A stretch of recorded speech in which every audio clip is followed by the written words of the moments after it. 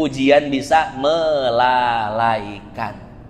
Berapa banyak orang yang spiritualnya sebetulnya tinggi, tapi ya tinggi karena memang digoda oleh ujian penyakit, dia bisa lulus. Tapi begitu digoda oleh pujian, akhirnya dia jatuh.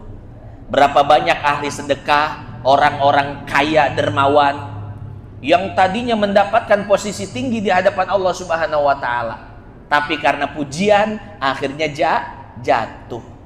Maka pesan Syekh Ibnu Athaillah, ketika Allah memberikan kelebihan kepada kita, kelebihan ngomongnya enak, kelebihan dalam hal-hal yang lainnya, ide-ide cemerlang, semua tujuannya sukses, semua programnya berhasil, kelebihan apapun, ya, maka segera kembali kepada Allah dan kembalikan itu semua hanya kepada Allah.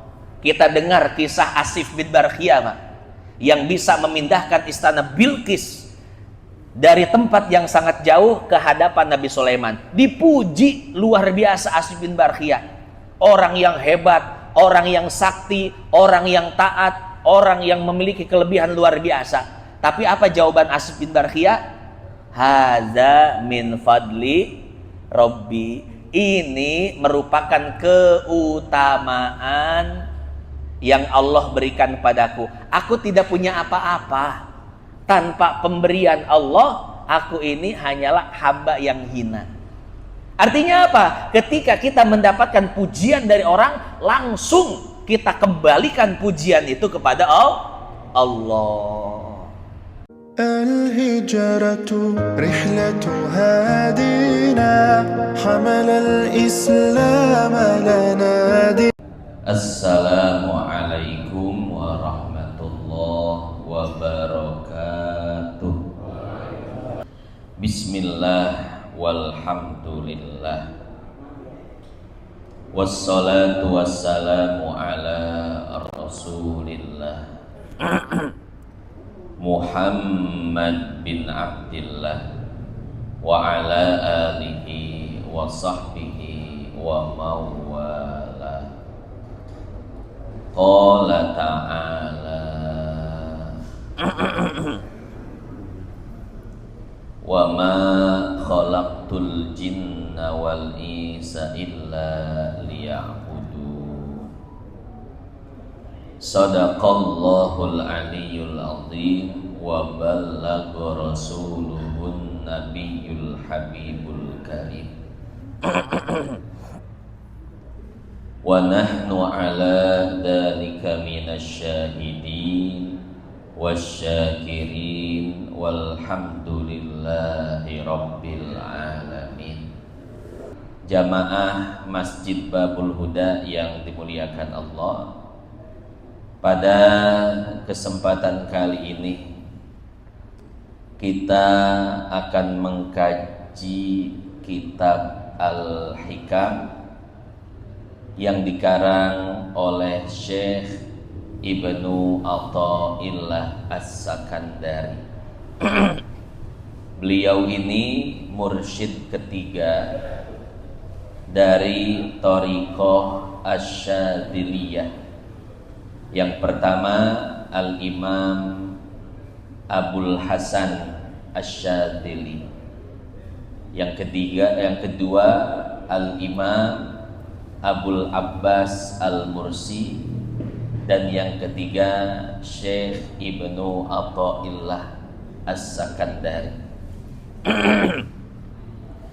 Kita akan mengkaji hikmah yang ke-26. Syekh Ibnu Athaillah mengatakan, min alamatin nujhi fin nihayati. Salah satu tanda keberhasilan di fase akhir, ar-ruju'u ilallahi fil bidayati, yaitu kembali kepada Allah di fase awal. Saya ulangi lagi, kata Syekh Ibnu Athaillah, salah satu tanda keberhasilan di fase akhir yaitu kembali kepada Allah di fase awal. Itu secara literalnya. Atau kalau kita artikan secara makna adalah min alamatin nujhi fin nihayati, salah satu tanda husnul khotimah. Husnul khotimah bahasa Indonesianya apa Pak? Akhir yang baik. Salah satu tanda husnul khotimah ar-ruju'u ilallahi fil bidayati, yaitu mengenal Allah, bermakrifat kepada Allah pada permulaan ibadah. Saya ulangi lagi, salah satu tanda husnul khotimah adalah mengenal Allah, bermakrifat kepada Allah di permulaan ibadah. Hadirin jamaah yang dimuliakan Allah, jadi ma'rifatullah adalah pondasi spiritual. Barang siapa yang ingin kehidupan spiritualnya seimbang, kuat, maka dia harus menancapkan pondasi-pondasi ma'rifatullah di awal perjalanan spiritualnya. Dan jika seseorang di awal perjalanan spiritualnya tidak menancapkan pondasi-pondasi ma'rifatullah, maka bangunan spiritualnya akan goyah, bahkan bisa roboh. Artinya apa? Artinya orang tersebut bisa tersesat di tengah jalan. Ada orang Pasir Kunci, Pak Haji, punya keistimewaan. Apa keistimewaannya? Yaitu bisa menyembuhkan orang sakit. Dokter nyerah, tapi kalau dibawa ke dia bisa sembuh. Itu bukan cuma 1-2 yang disembuhkan, bukan cuma penyakit ringan yang disembuhkan, yang seharusnya di dokter memakan biaya yang sangat besar, datang ke dia disembur, dibacain Fatihah airnya, sembuh Pak. Ya, banyak yang datang berobat kepadanya sembuh. Dia diberikan keistimewaan oleh Allah. Tapi apa yang terjadi? Karena keistimewaannya itu tidak dikawal oleh makrifat kepada Allah, sekarang orangnya nggak sholat Pak. Nggak sholat sekarang orangnya. Sampai sekarang. Kenapa? Karena mengaku sudah wusul sampai kepada Allah. Jadi orang yang sudah sampai kepada Allah, ya sudah, tidak usah beribadah kepada Allah, ibadahnya sudah gugur katanya. Makanya dia kalau ngelihat orang sholat dibilang itu cuma cangkang doang. Sholat yang sebetulnya di dalam hati. Ngelihat orang puasa, itu orang-orang puasa cangkang doang. Karena puasa yang sesungguhnya di dalam hati. Ya. Nah, jadi seperti itu hadirin jamaah yang dimuliakan Allah. Ketika seseorang memiliki kelebihan, keistimewaan, keanehan-keanehan, tapi di permulaan spiritualnya tidak ditancapkan pondasi-pondasi makrifat kepada Allah. Dia belum kenal Allah tapi sudah memiliki keistimewaan. Apa yang terjadi? Sesat di tengah jalan, Pak. Makanya Bapak kalau ngelihat ada orang-orang yang sekarang ngaku wali, ngaku jadi nabi, bahkan ngakunya aneh-aneh deh. Itu memang di permulaannya itu orang-orang yang punya keistimewaan, orang-orang yang punya kelebihan, orang-orang yang memang diberikan oleh Allah sebuah anugerahnya, memang orang beda dari dulu, dari orang-orang yang lainnya. Cuman karena tidak diawali dengan pondasi makrifat kepada Allah, ya di tengah jalan pada sesat, ngakunya aneh-aneh, jadi ngaku begini, ngaku begitu, dan lain sebagainya, ya. Maka saya pernah mengatakan kepada teman-teman, jadi ketika kita nih para ustadz lagi kumpul, pada cerita, oh kemarin ada orang kesurupan sama orang lain nggak sembuh, sama saya diairin doang sembuh. Ada orang sakit sama orang lain nggak sembuh, sama saya didoain sembuh. Wah, pada cerita. Akhirnya ya pada cerita keanehan yang dialami oleh mereka masing-masing, keistimewaan yang diberikan oleh Allah. Kita bilang setengah karomah deh. Kalau wali kan karomah, ini setengah karomah, setengah mujizat. Itu banyak Pak, para ustadz yang Masya Allah, Allah berikan kelebihan-kelebihan seperti itu.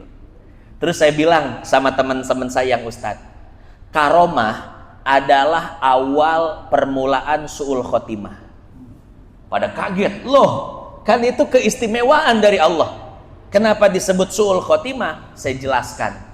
Berapa banyak orang-orang yang pada awalnya memiliki kelebihan, tapi karena dia tidak menyadari kelebihan itu dari Allah, dia tidak membungkus kelebihan itu dengan ma'rifat kepada Allah, akhirnya dia terlena lalai dengan kelebihannya.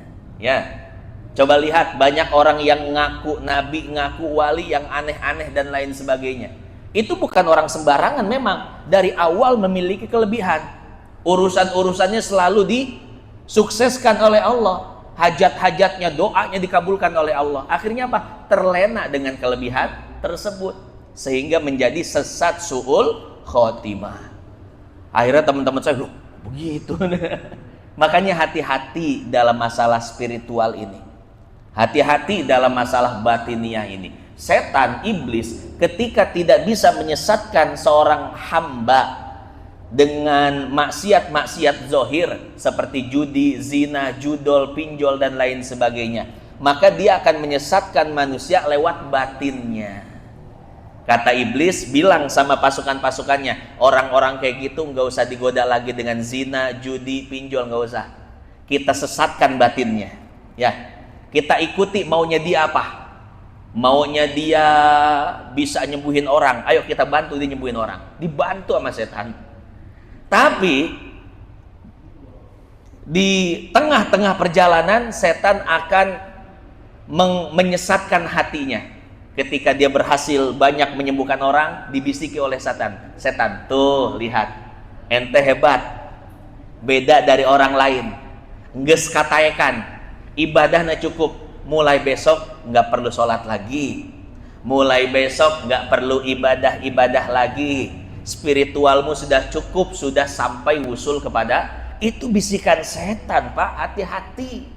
Ya, banyak di kalangan orang-orang ya yang bisa disebut ustadz ya, yang memiliki kelebihan-kelebihan seperti itu, akhirnya sesat, ngaco, ngawur, dan lain sebagainya. Ya, makanya Bapak ketika punya kelebihan, urusan-urusan selalu dimudahkan oleh Allah, harus berhati-hati. Ya, ada program iblis dan setan terhadap Bapak. Dan barangkali sekarang kita ini sedang jadi target program iblis setan untuk menyesatkan batin kita. Hati-hati Pak dengan kelebihan. Jangan sampai melalaikan. Ya. Contoh lain, banyak anak-anak kecil, anak-anak muda yang dilalaikan oleh kelebihannya. Ada anak kecil bisa ceramah, ceramahnya luar biasa Pak. Akhirnya dia banyak diundang untuk berceramah, apalagi di Maulid dan Rajaban. banyak sekali undangannya. Akhirnya apa? Si anak kecil ini malah sibuk tampil, sibuk dengan undangan, lupa untuk menuntut ilmu. Sampai akhirnya dewasa, sampai gede Pak, sibuk dengan undangan. Akhirnya apa? Ketika dia dewasa nggak kepake sama orang. Orang udah bosen denger dia ceramah. Kenapa? Ilmunya nggak naik-naik, ceramahnya itu aja. Ya, itu hati-hati. Itu salah satu bentuk kelalaian seseorang terhadap kelebihan yang diberikan oleh Allah. Makanya Bapak punya anak kecil, punya kelebihan, sembunyiin. Jangan sampai ketahuan orang. Kenapa? Ketahuan orang nanti banyak didatengin, banyak diundang. Itu melalaikan. Kalau pengen nampilin anak kita nanti udah waktunya. Udah selesai belajar, selesai pesantren, selesai kuliah, tampilin ke masyarakat. Itu yang betul. Ya, jangan tergoda, terlena dengan kelebihan anak kita, dipuji-puji oleh banyak orang, sehingga apa? Melalaikan untuk tidak melanjutkan belajar. Sama dengan anak-anak kiai, gus-gusan banyak. Gus-gus waktu dari kecil udah dipuji, banyak yang menghormati. Akhirnya apa? Terlena dengan kehormatan, dengan pujian, dengan nama besar bapaknya sebagai kiai. Akhirnya malas belajar. Saya nggak belajar aja pasti dihormatin orang. Kenapa? Bapak saya kiai, pesantren saya gede, murid bapak saya banyak, saya dihormati. Hati-hati, itu merupakan satu bentuk kelalaian. Ya, ada lagi orang yang Allah berikan kelebihan untuk berbicara. Jadi ceramahnya itu enak, ceramahnya banyak didengar orang dan lain sebagainya. Yang seharusnya dia sekedar dakwah, sekedar ceramah, memberi motivasi orang untuk berbuat baik, akhirnya apa? Karena banyak dipuji, banyak dikagumi, akhirnya dia lalai. Orang yang seharusnya ceramah aja sekarang sekarang membicarakan tentang hukum. Salah Pak. Jangan berbicara tentang hukum kecuali sudah menguasai ilmu fikih. Ya. Ini akhirnya orang nih si penceramah tiba-tiba ngomongin hukum. Setelah ngomongin hukum, akhirnya sekarang dia buka Al-Hikam Pak Haji. Padahal pakai terjemahan. Buka Al-Hikam, direkam Al-Hikamnya, ngaji pakai terjemahan Pak. Ada. Saya nggak mau nyebut nama orangnya. Anak muda, ganteng, ya, terkenal sebagai pendakwah, ceramahnya enak, banyak undangan, dia lalai. Akhirnya apa? Lepas koridor, berbicara bukan pada bidang keahliannya, bicara hukum, sekarang ngaji Al-Hikam lah. Jangan sampai terlena seperti itu. Makanya sebelum jadi ustadz itu harus ma'rifat dulu. Kalau nggak ma'rifat Pak, keburu jadi ustadz, khawatir di tengah jalan Allah kasih kelebihan, apalagi menerima banyak pujian, akhirnya apa? Jatuh di tengah jalan. Ya, sebelum jadi kiai harus ma'rifat dulu. Sebelum punya santri banyak, sebelum punya pesantren besar, harus ma'rifat. Kalau enggak, bisa mengeksploitasi santri dan lain sebagainya. Ya, makanya hadirin jamaah yang dimuliakan Allah. Kata Syekh Ibnu Athaillah, min alamatin nujhi fin nihayat. Salah satu tanda husnul khotimah di akhir. Tanda keberhasilan dia di akhir apa? Yaitu ar-ruju' ilallahi fil bidayat. Pada permulaannya, permulaan perjalanan spiritual dia, memasuki bangunan spiritual, dia memasukinya dengan membawa ma'rifat kepada Allah. Tuh. Jadi seperti itu hadirin jamaah yang dimuliakan Allah. Karena kalau sudah bawa ma'rifatullah, maka tidak akan pernah bisa digoda dan disesatkan oleh setan. Kita pernah dengar cerita Syekh Abdul Qadir Jailani. Syekh Abdul Qadir sedang berzikir kepada Allah di tengah malam. Tiba-tiba ada sosok putih yang turun dari langit. Ketika sosok putih itu turun dari langit, tiba-tiba langit pun menjadi terang.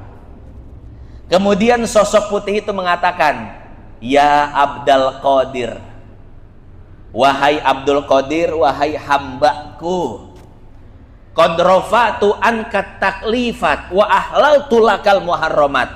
Mulai sekarang yang tadinya halal, yang tadinya haram jadi halal untukmu.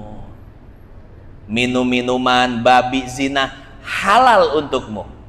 Dan aku angkat beban-beban syariat darimu. Besok engkau tidak terikat lagi dengan syariat. Engkau adalah orang yang bebas. Kenapa? Karena ibadahmu sudah cukup. Ini kira-kira kalau kita yang berada di posisi Syekh Abdul Qadir bagaimana, Pak? Lah besok nggak bakal, wah aing geus kataekan dia mah. Moal salat moal isukan. Awewe nu hayang, wow. Ya, cobain satu-satu lah. Geus kataekan, geus wusul ke Allah. Itu model-model kita. Kenapa? Tidak dibekali ilmu ma'rifatullah. Tapi Syekh Abdul Qadir adalah orang yang paling mengenal Allah. Akhirnya apa? Syekh Abdul Qadir berdiri dan mengatakan kepada sosok putih itu, "Ikhsa ya la'in. Wahai makhluk terlaknat, pergilah engkau dari hadapanku." Kenapa? Aku tahu engkau itu iblis. Engkau bukan Allah. Kaget Pak Iblis. Lah, geuning aing kanyahoan sih. Akhirnya dia langsung pergi. Itu yang tadinya sosok putih menjadi hilang seperti asap yang berterbangan, seperti asap yang terbawa angin. Kemudian langit yang tadinya bersinar menjadi redup kembali, hitam legam. Akhirnya iblis mengatakan kepada Syekh Abdul Qadir, "Wahai Abdul Qadir, sungguh engkau telah selamat dari tipu dayaku. Padahal sebelum engkau sudah ada 70 ahli tarekat yang berhasil aku sesatkan. Mereka ahli zikir, ahli puasa, ahli ibadah, sekarang semuanya jadi zindik. Sekarang semuanya murtad. Aku goda mereka dengan tipu daya seperti tadi. Tapi luar biasa engkau selamat dariku karena engkau memiliki ilmu ma'rifatullah dan ilmu syariat yang benar." Tuh Pak. Makanya ma'rifatullah dulu, ilmu tauhid. Kemudian ilmu syariat, ilmu fikih. Ilmu tauhid kuatkan, ilmu fikih tancapkan. Maka apapun yang terjadi kepada kita, maka kita bisa selamat dari godaan-godaan setan. Tiba-tiba tadi Pak, megang orang sembuh. Tiba-tiba ada orang datang kepada kita, "Pak Ustadz, semalam saya memimpikan Pak Ustadz. Saya diberi amalan sama Pak Ustadz, saya amalkan, semua hajat saya terkabul." Waduh, hati-hati Pak. Itu setan sengaja memberi mimpi kepada si jamaahnya itu, biar jamaah cerita sama Ustadz. Biar Ustadznya apa? Merasa, aing hebat sih. Disesatkan batinnya. Nggak bisa sama judi, sama zina, sama judol dan lain sebagainya. Disesatkan batinnya.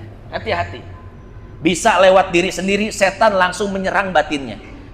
Ketika tidak mempan, maka setan pakai jamaah. Wih, jamaahnya dibuat kagum sama ustadznya. Muji-muji, "Oh, Ustadz Masya Allah begini, dan begitu." Pujian pertama biasa, head, naon sih. Pujian kedua, sih. Pujian ketiga, aing hebat sih. Begitu Pak, terus diserang oleh pujian, ternyata itu bisa menyesatkan batin. Ada satu kisah anekdot.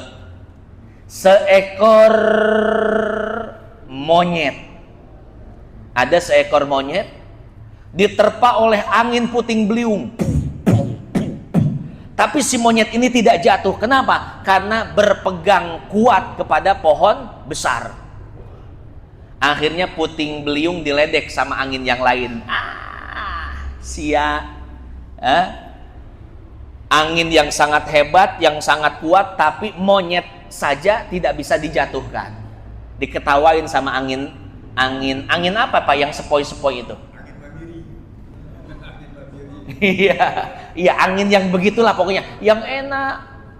Kata angin sepoi-sepoi, puting beliung, cara ngagoda monyet mah lain gitu, lain ya ku aing ya. Akhirnya monyet yang berpegang kuat ke pohon itu digoda oleh angin sepoi-sepoi, angin puting beliung. Kata monyet, enak sih ya. Akhirnya ngantuk, tidur jatuh plok. Tuh. Seperti itulah cara setan iblis menggoda seseorang. Seseorang digoda dengan musibah, ujian, penyakit, kuat pak pegangannya. Tapi digoda, diuji oleh pujian. Pak Haji, Pak Haji mah pokoknya number one, nomor 1 pokoknya di Cikarang. Ya, Pak Ustadz, pokoknya Pak Ustadz mah ini ceramahnya luar biasa didenge, kubatur ngeunaheun. Hati-hati dengan pujian, Pak. Ya, pujian bisa melalaikan. Berapa banyak orang yang spiritualnya sebetulnya tinggi, tapi ya tinggi karena memang digoda oleh ujian penyakit, dia bisa lulus. Tapi begitu digoda oleh pujian, akhirnya dia jatuh. Berapa banyak ahli sedekah, orang-orang kaya dermawan yang tadinya mendapatkan posisi tinggi di hadapan Allah Subhanahu wa taala, tapi karena pujian akhirnya jatuh. Maka pesan Syekh Ibnu Athaillah, ketika Allah memberikan kelebihan kepada kita, kelebihan ngomongnya enak, kelebihan dalam hal-hal yang lainnya, ide-ide cemerlang, semua tujuannya sukses, semua programnya berhasil, kelebihan apapun, ya, maka segera kembali kepada Allah dan kembalikan itu semua hanya kepada Allah. Kita dengar kisah Asif bin Barkhiyah, Pak, yang bisa memindahkan istana Bilqis dari tempat yang sangat jauh ke hadapan Nabi Sulaiman. Dipuji luar biasa Asif bin Barkhiyah, orang yang hebat, orang yang sakti, orang yang taat, orang yang memiliki kelebihan luar biasa. Tapi apa jawaban Asif bin Barkhiyah? Hadza min fadli Rabbi. Ini merupakan keutamaan yang Allah berikan padaku. Aku tidak punya apa-apa. Tanpa pemberian Allah, aku ini hanyalah hamba yang hina. Artinya apa? Ketika kita mendapatkan pujian dari orang, langsung kita kembalikan pujian itu kepada Allah. Insya Allah sampai sini paham, Pak, ya? Kalau kita bisa bermakrifat kepada Allah, langsung kembali kepada Allah di awal ibadah kita, di awal perjalanan spiritual kita, maka kata Syekh Ibnu Athaillah, itu adalah tanda-tanda husnul khotimah. Tidak akan ada masalah di fase akhir ibadah kita, nggak akan ada masalah. Dari awal istiqomah sedekah, nanti sampai akhir istiqomah sedekahnya, mati dengan membawa predikat ahli sedekah. Kenapa? Di awal sedekahnya sudah bermakrifat kepada Allah. Ya, ada seorang penceramah, seorang pendakwah, istiqomah sampai akhir hayatnya dia berdakwah karena Allah, nggak ada masalah, Pak. Kenapa? Di awalnya sudah bermakrifat kepada Allah. Apapun itu kelebihan yang kita miliki, kalau didasari dengan pondasi-pondasi ma'rifat, maka akan berakhir dengan husnul khotimah, akhir yang baik. Hadirin jamaah yang dimuliakan Allah, itulah penjelasan tentang hikmah yang ke-26 dari kitab Al-Hikam, yaitu tanda atau salah satu tanda husnul khotimah adalah bermakrifat kepada Allah di awal ibadah. Itu saja yang dapat saya sampaikan. Entong loba-loba Al-Hikamah bisi olab. Ya, itu saja yang dapat saya sampaikan. Mudah-mudahan yang sedikit manfaat. Tentu pembahasan ini